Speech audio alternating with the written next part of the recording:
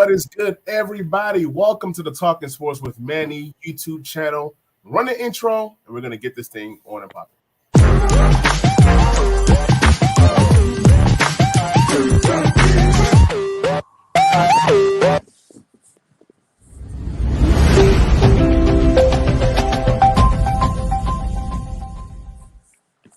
So, this is the Dame Lillard episode, and I got two special guests for you guys. To my right, we got Mike Dobbs in the building, a Miami Heat fan. How you doing, brother? Yeah, I'm doing. I was really heated earlier in the day when the trade dropped and the news dropped. Pitted stomach feeling. Everything went sideways on the Miami Heat fandom side. But dust has settled, kind of regained my composure, but still not great, I'll be honest. And below me, we got C-Ruff, the biggest Miami Heat fan. And it just happened to be that I got two Miami Heat fans on this show. But it's kind of good because that way you guys can kind of air it out, man. Let me know what happened. Let me know how you guys feel. And then we can really dissect this trade. C-Ruff, man, welcome to the show, my brother. Yes, sir. Man, it's good to be here. Yes, sir. Yes, sir. So, breaking news, obviously, it's been what, 2-3 hours since the breaking news, or 2.5 hours roughly. So Dame Lillard was rumored all off season. I'm going to the Heat. It's the Heat or nothing, right? And then this trade happens to where Dame goes to not Miami, but to the Bucks. So I'm gonna go to Mike. Mike, how does this make you feel? What is your initial thoughts on this deal? Sure. I'd say the last few months have been excruciating. Every single day hearing the news of Dame saying Miami or bust, nowhere else. His cousin always going on Twitter saying it's only Miami, doesn't want to play for anyone else. So you're obviously feeling good for those months. But past few days, week, you're hearing other teams coming into the race finally. You're hearing Toronto, but then you're hearing that being debunked by other reporters saying Dame refuses to play for Toronto. You're hearing that the trade was agreed upon with Toronto, but that was also debunked because no one wants to play in Toronto. Toronto didn't want to give up OG. Toronto didn't want to give up Scotty. So you're sitting there thinking that Miami has the best package. They have the young players. They have the expiring contracts to meet the need. But at the same time, you see this trade drop. Milwaukee, it's a great situation for Dame. I'll say that, putting away the side of the fandom. You're playing with Giannis, you're playing with Middleton, you're playing with Lopez. That's a great starting unit that can be favored to be champions. But at the same time, the return that they got, to me, shocking. That just proves to me that Cronin hated Miami, hated Pat Riley, didn't want to deal with us because Dame put him in a corner, and he didn't like that. He wanted to be the man that had the opportunity to make the moves, not the person that had to be saying, I want here and here only. So I don't think Cronin liked that, and Cronin didn't want to deal with Miami, and it was evident. So as a fan, I'm hurt. Obviously, it's year after year with the Heat, the same thing, waiting on star players saying how this time we need a player to say Miami and Miami only. And when that happened, we didn't get him.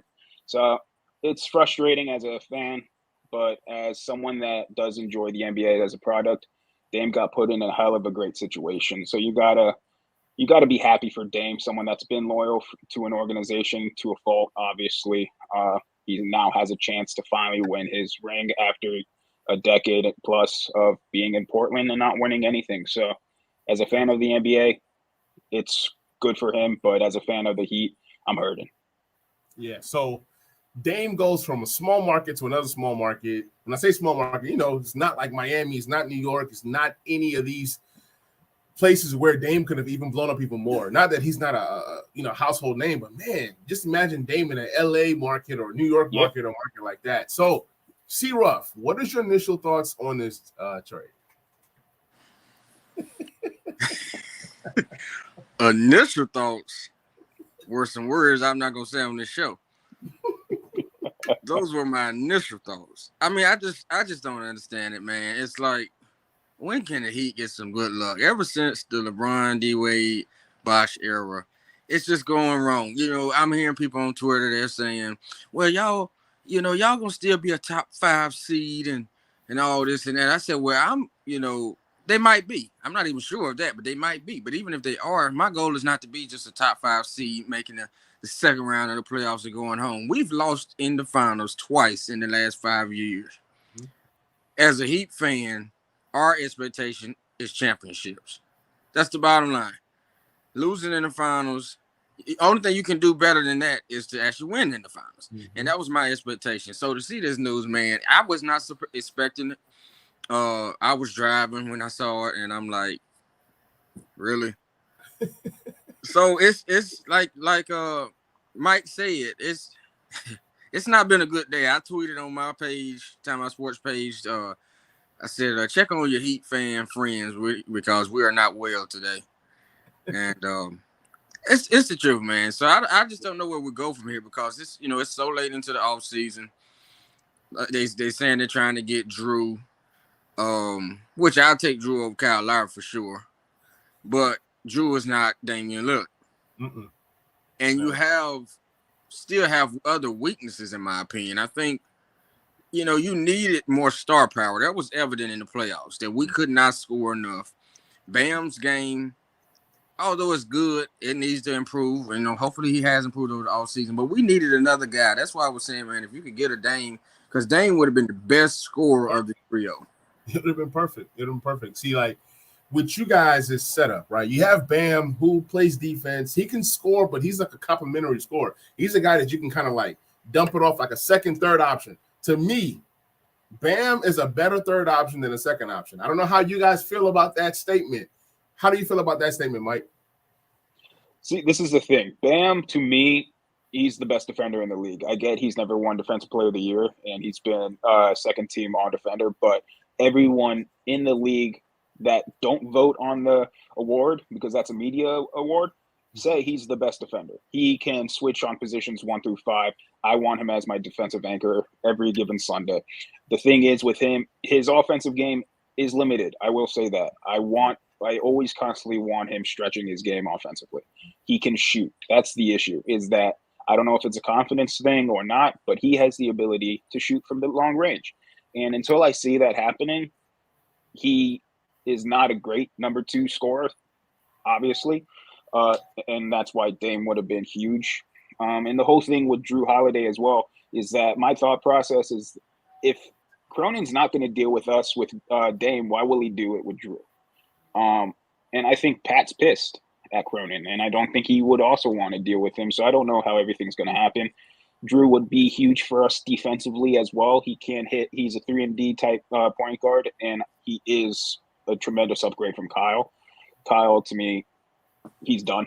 I hate to say it, but he is. But the whole issue also was everyone was like, Tyler didn't play in the finals. He didn't play in the playoffs. He's your go-to scorer. Tyler's great, but he's not Dame. He's not a top 20 player. He's not a top 25 player. He's a good offensive player, but he's also streaky. We need that consistent scorer. Tyler's not him. I mean, he's good. Don't get me wrong. When I say he's not him, he's not consistent. He can get you the 20, 25 points a game, but he's not the person that's going to give you over that threshold to ultimately win you a championship. I agree. I think I forgot all about Hero, man. Tyler Hero, he's the man. He's the man. And hear me out. If you guys were to bring in a Drew Holiday, it makes you guys possibly the best defensive team in the NBA.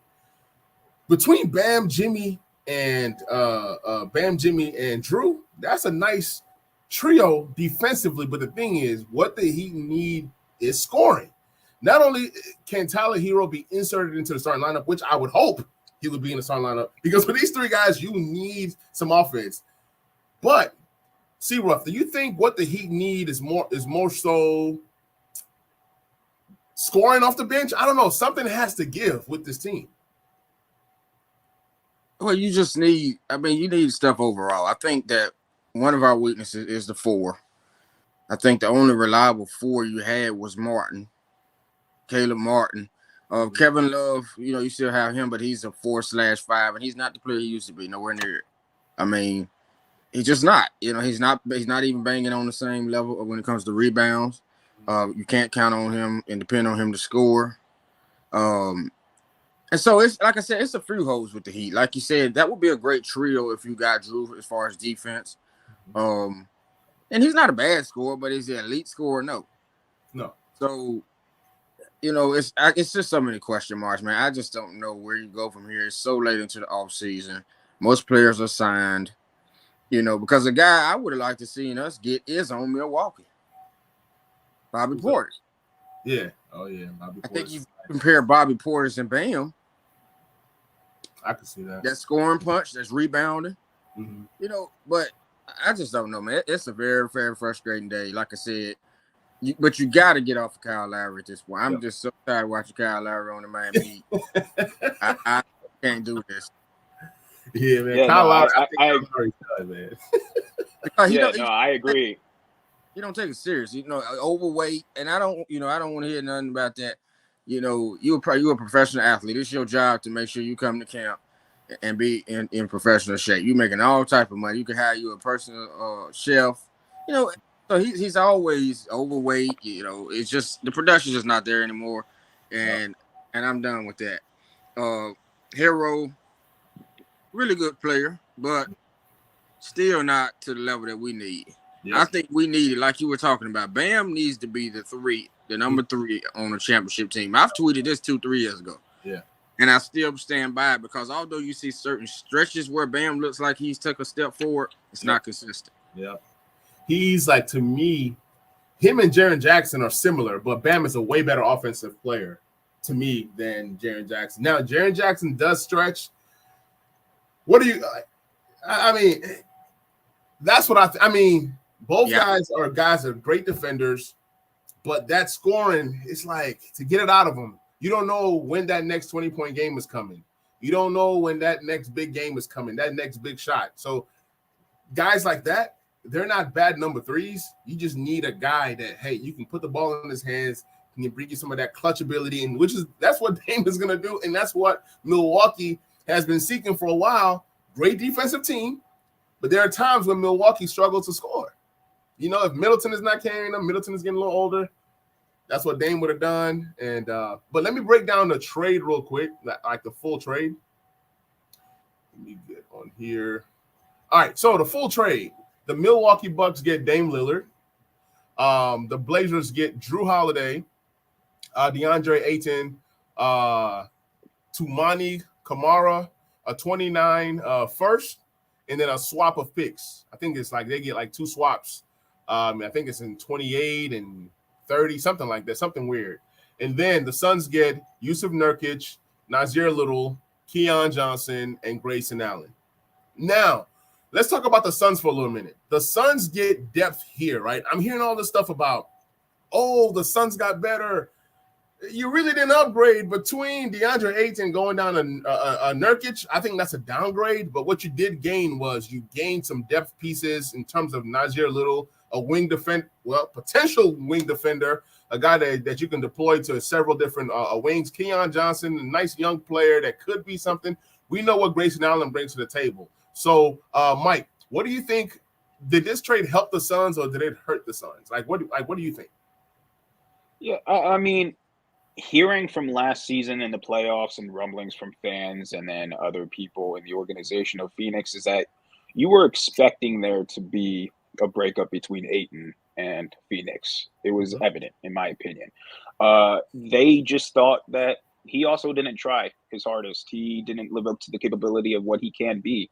So in my mind, I think they downgraded talent-wise with Nurkic going and replacing Ayton.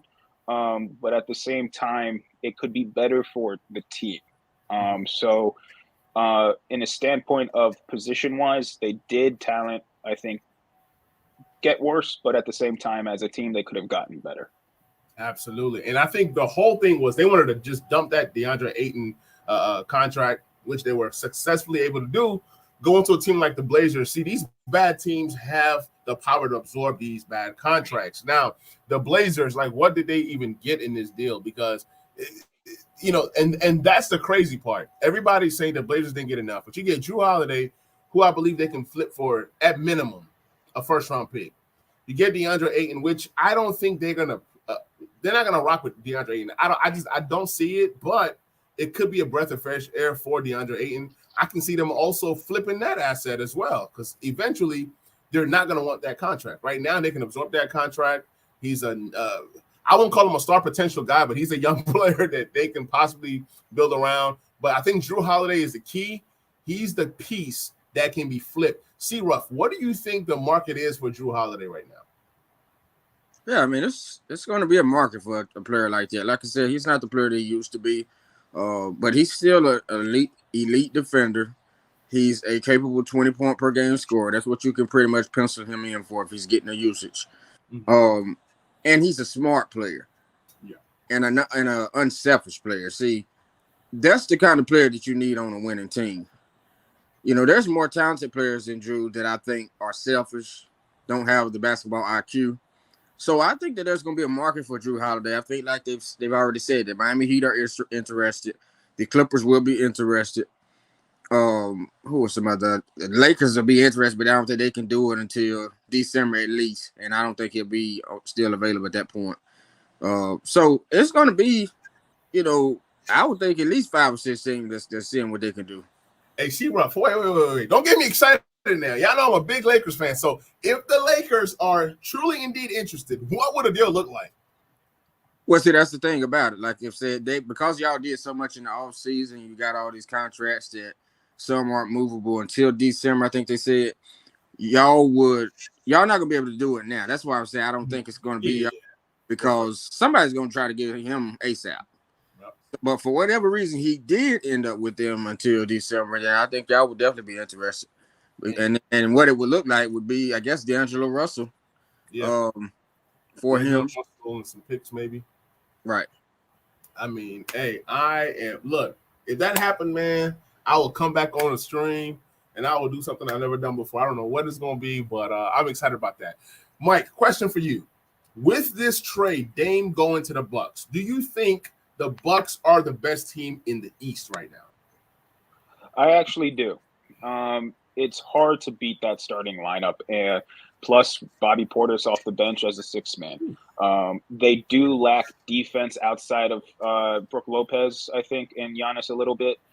They did lose the best defender, in my opinion, in Drew Holiday.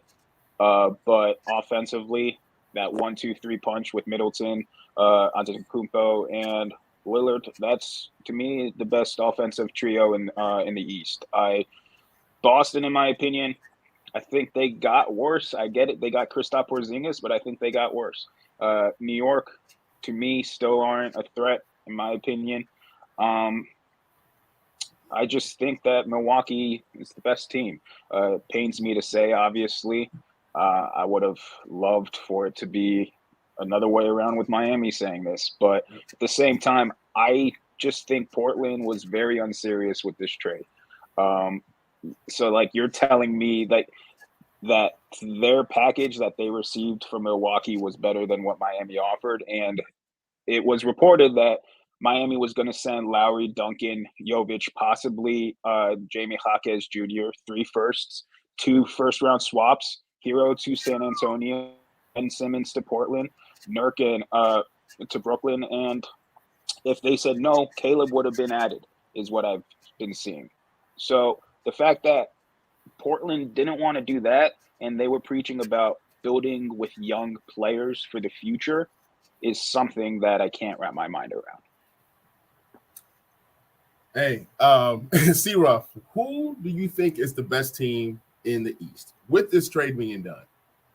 Yeah, I got to agree with Mike, man. But the Bucks are tough. When you get a guy of Damian Lillard's caliber, let's just think about this. If Chris Middleton is able to be healthy this year, because that's the thing last year that hurt them. He was not healthy at any part of this season, and it really neutralized them. If he comes back this year and he's able to be healthy, now you have a guy that's a proven player that's going to be your third option. And you were talking about lacking defense, Mike. If he's healthy, Chris Middleton does play defense. So I think that the Bucks, you know, like somebody tweeted earlier that they're going to win it and all that. I said, well, hold up. You can't never do that in sports. You just can't. You know, it's too many hypotheticals. Even if people are healthy, you can't do that because talent don't always mesh.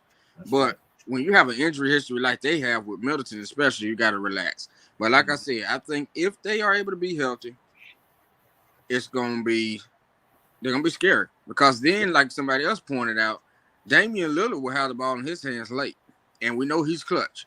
So you won't have to worry about Giannis ended up getting fouled going to the free throw line.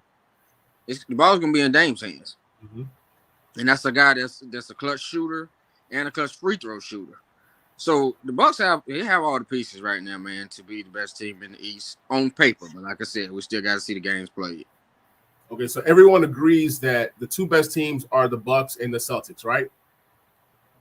Yeah. And I forgot. Yeah, I'd say Celtics too. That's gonna come down to health too. Kristaps Porzingis, can he stay healthy? Yeah, exactly. So, that's why I said I think they got worse. But who's playing point guard for the Celtics? That's the crazy. They lost Marcus Smart.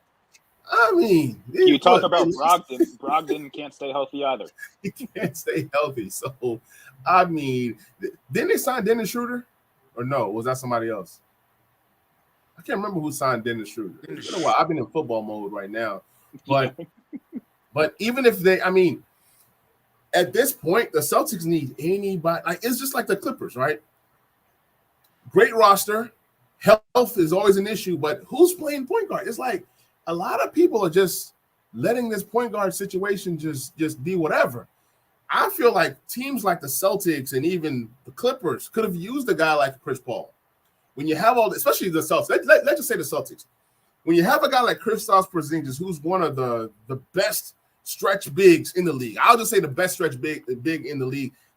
When in terms of shooting the ball, if he's open, he's knocked down, right? Imagine a guy like Chris Paul, pick and roll, boom, here you go. I will pick and pop because he doesn't like to pop.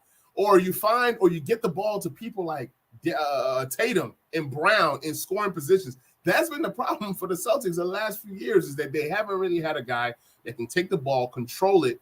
Because when you have Tatum trying to run the offense through him or Jaylen Brown, who can't go one way, can't go the other, it's a mess. And that can only get you but so far. The Clippers have done the same. As much as we all like Paul George and his handles and that, he's not a playmaker. He's not a guy that you can trust to create for everybody else. So I don't know why do you guys think the teams are not taking that point guard position seriously right now, Mike? Well, I think that point guards do come at a premium. There are that level of elite point guards, and then after that, I think there's a big drop off. So I think players like Miami had Gabe Vincent, Kyle Lowry starting at point. Lakers got Gabe Vincent for cheap, I think. So I think that these teams think that they can get good, serviceable point guards to help facilitate their team's offense, that they don't need to take over when they got other players like a Jason Tatum, like a Jaylen Brown. So I think that's the issue. But I think it's very evident last year with Miami, when Kyle was actually good and healthy, he proved to be a great floor general, and Miami's offense was fantastic. When he got injured, the drop-off was huge. So I think it's very important to get a really good floor general more than anything, that you need someone to be that facilitator, pass first point guard. And I think that's what teams are looking for more now than I think they are to a scoring first point guard.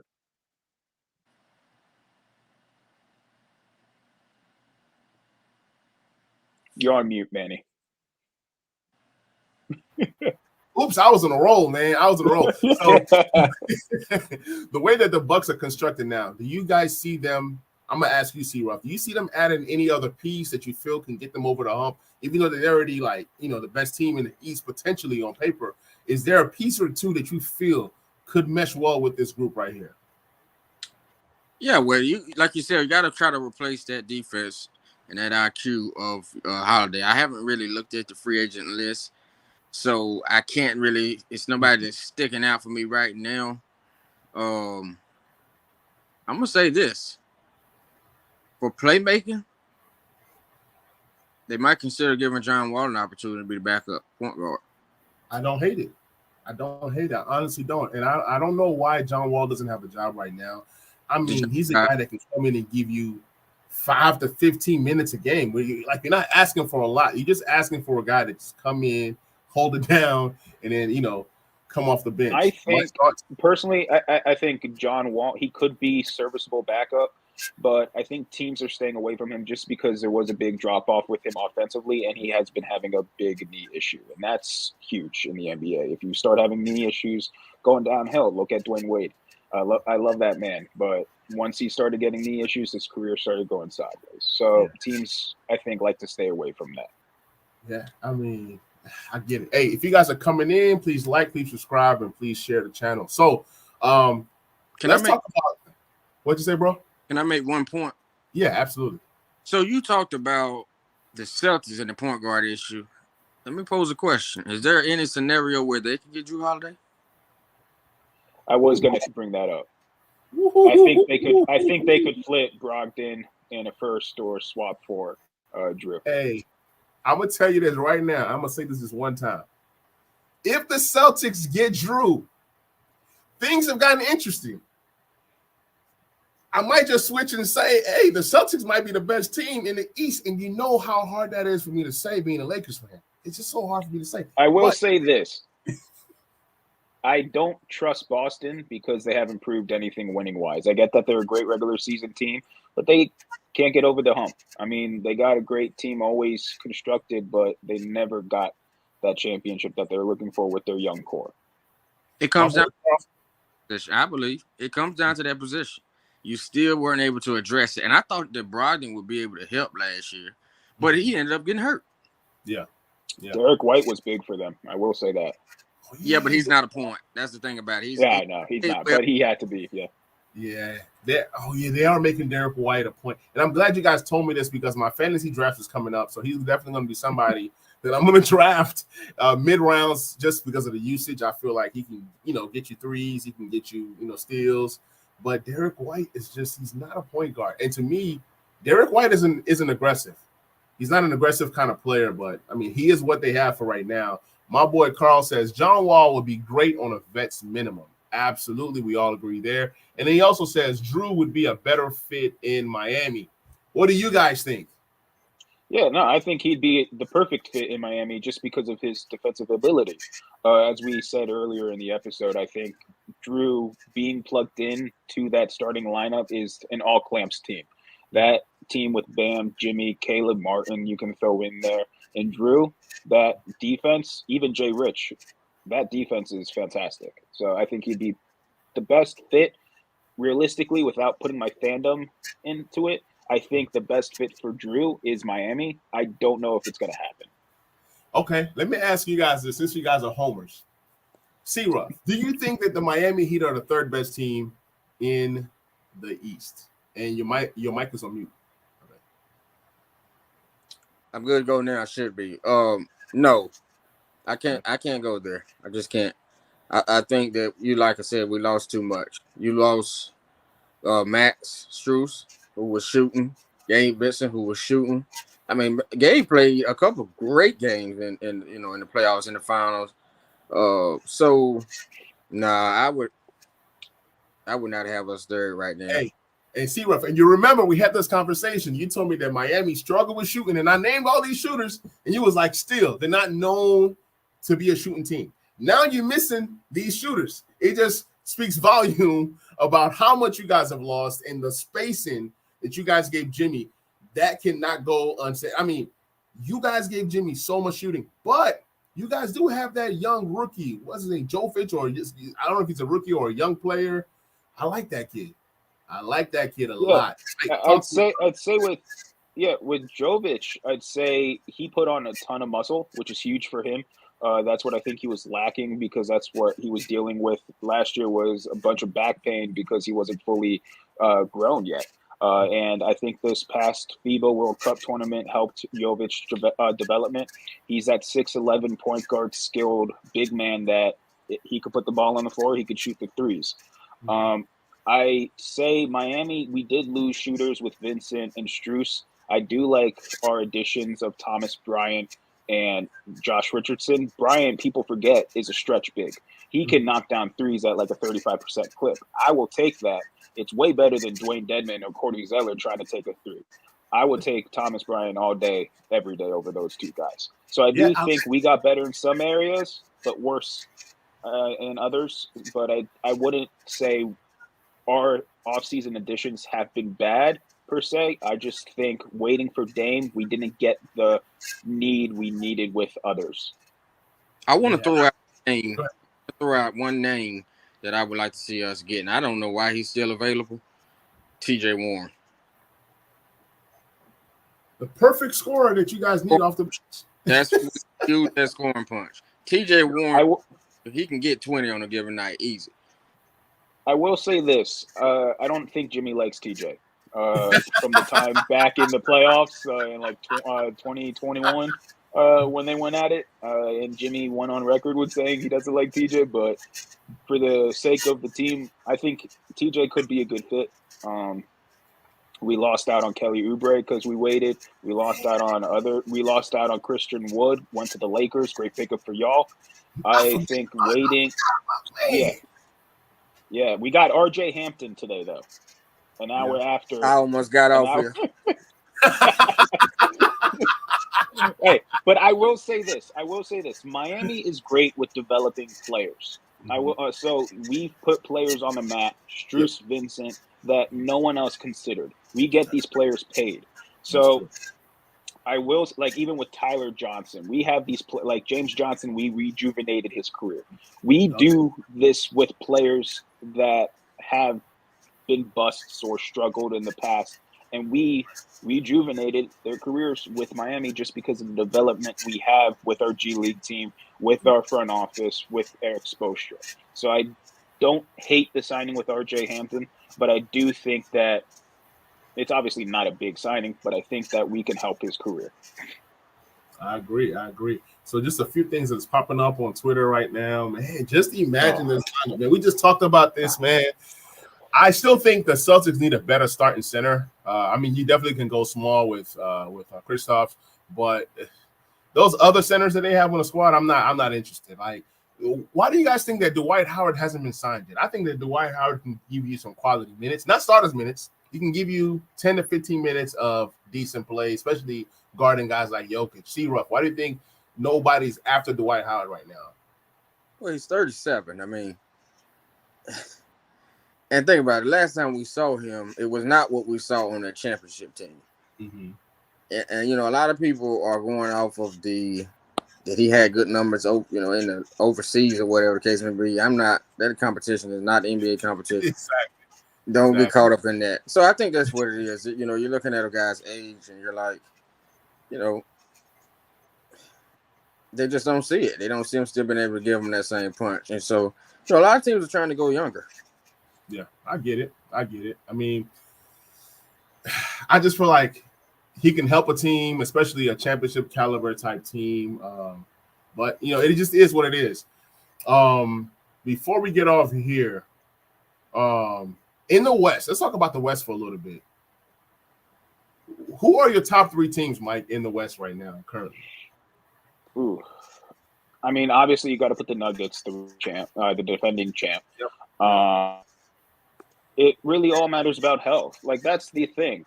Obviously, I think Suns are the second, but that third team, if I'm going fully healthy by the start of the season, I'm going to go Lakers. I will say Lakers 3 with the Clippers nipping at the bit. That's the big thing with the Clippers is their stability of health. Like, are Kawhi and PG going to be healthy? That's the big question mark around the Clippers. They do have a good young core as well. I like Terrence Mann a lot. But right now, those three teams, I think, are the best in the West.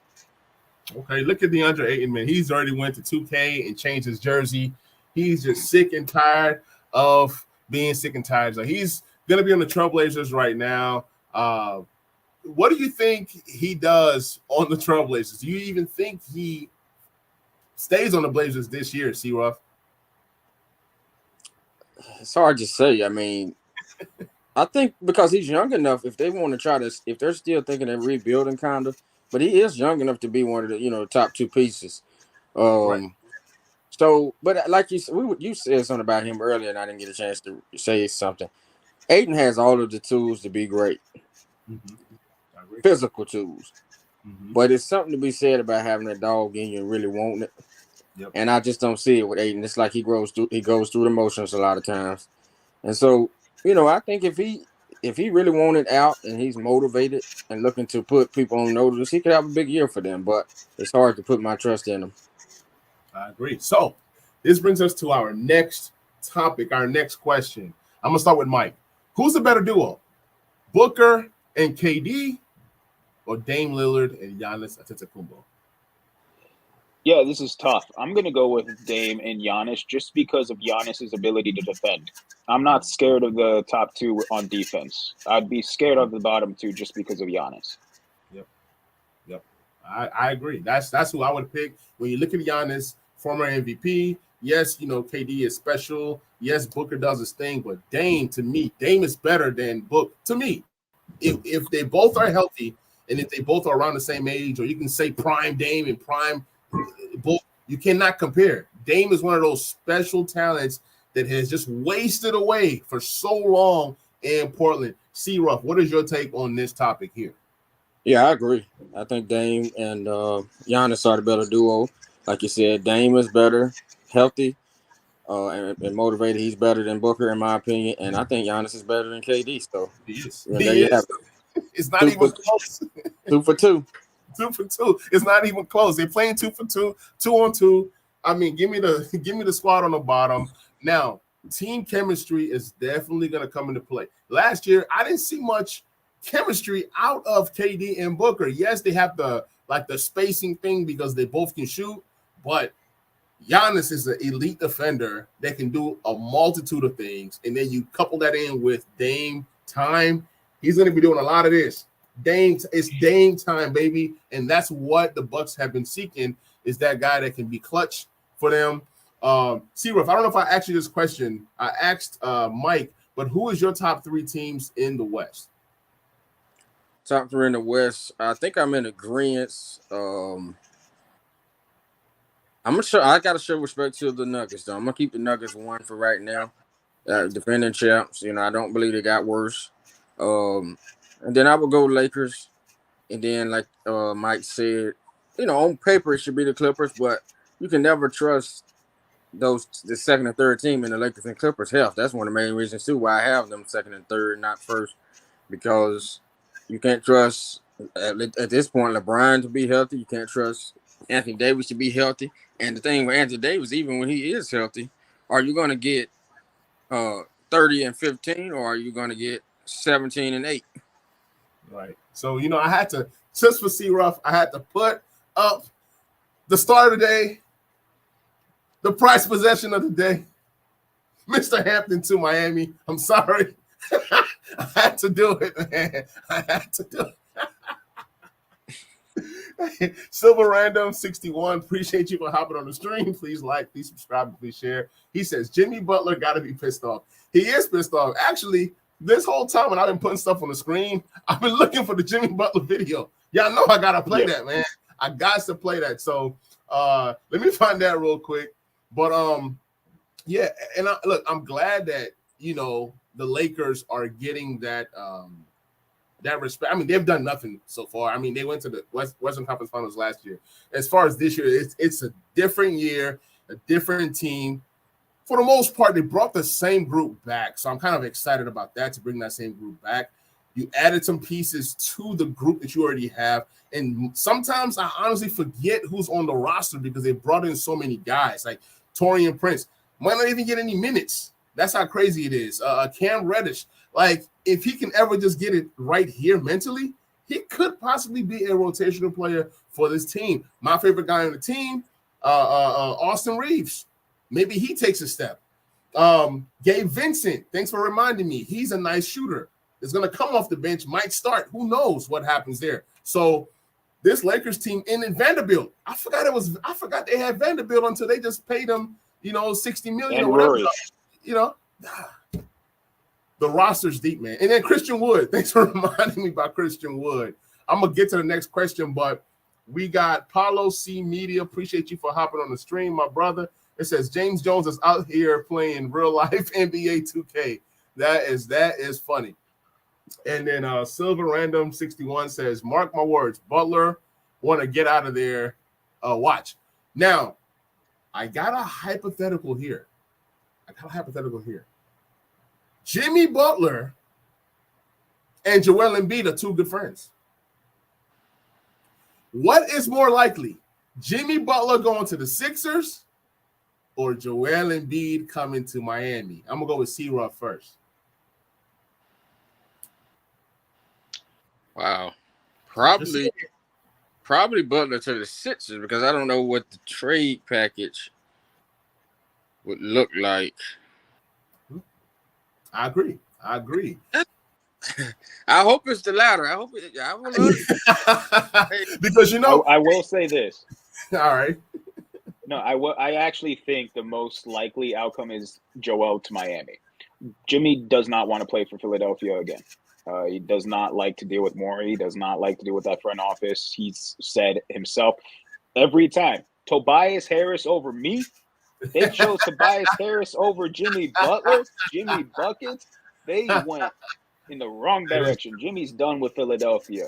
And Jimmy even said to Joel a few years ago, I know what villains are welcome, and that's in Miami.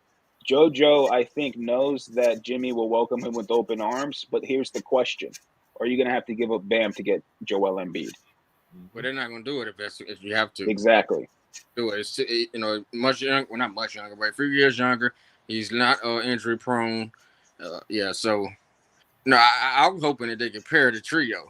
If you can have a trio of Jimmy, Joel, and Bam, they'll win business. And I don't know how they get that done, but if they're ever to get that done, man, that's a squad right there. I think it's also more likely than people think.